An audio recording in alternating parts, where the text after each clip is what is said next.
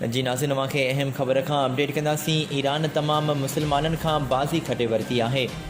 अहम ख़बर खां अवांखे अपडेट कंदासीं नाज़रीन। मस्जिद अक्सा ते इसराइल जे ज़ालमाने ज़ुल्म ख़िलाफ़ नाज़रीन कब्ज़े ख़िलाफ़ ईरान जी वॾी कार्रवाई थी आहे। ईरान तरफ़ां अहिड़ी कार्रवाई करे दुनिया जे मुसलमान मुल्कनि में पंहिंजो नालो रोशन करे वरितो आहे ऐं मुसलमान मुल्कनि जो लीडर बणिजी वियो आहे।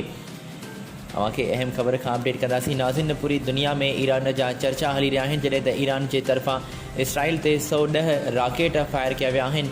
इसराइल में हर तरफ़ कोहराम बर्पा थी वियो आहे ऐं जॾहिं त इसराइल में एमरजेंसी पिणु लागू कई वई आहे। हिते अवांखे ख़बर खां अपडेट कंदासीं नाज़रीन। ईरान जे तरफ़ां राकेट शाम जी सरहद खां फायर कया विया आहिनि। इसराइल भी ईरान खे जवाब ॾियण जो ऐलान करे वरितो आहे, जॾहिं त ईरान में भी सिक्योरिटी हाई अलर्ट कई वई आहे ऐं ईरान तरफ़ां पिणु इहो ऐलान कयो वियो आहे त ॿीहर इसराइल हरकत कई त संदसि मुंहुं टोड़ जवाबु ॾींदासीं।